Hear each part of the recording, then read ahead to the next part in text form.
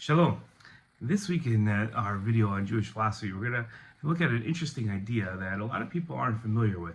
The idea is that when we have a halacha that we maintain, and then the Gentiles use it in their own religious performance, not for something secular, but for something of religious import, we stop doing it. Even though it was our custom, and even though we were doing it first, once they take it on for idolatrous purposes, we stop. And I'll give you an example from Shavuos.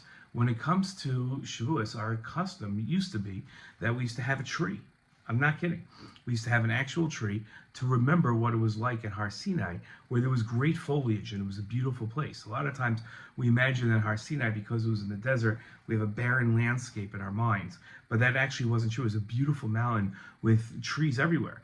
And so we would have a Shavuos tree. And we stopped this custom, you got it, when Christians started having a Christmas tree, when they started using a tree in their religious services. So we then stopped. So as we want to stay as far away as possible from any remnant, even just a little idea of idolatry, we stop doing what we do.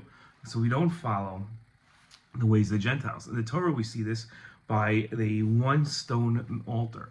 The Avos, the forefathers, used these types of altars. When we get to Dvarim, God forbids them. And we say, well, why would God forbid something that the forefathers did?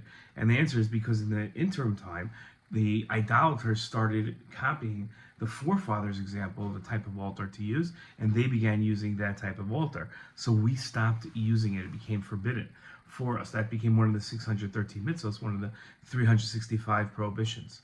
So nowadays on Shavuos, we put up flowers in the house, and some people will put branches around the house.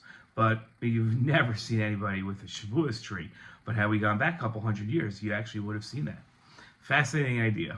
That's how far away we have to stay from idolatry and how strict we have to become with it. Shalom.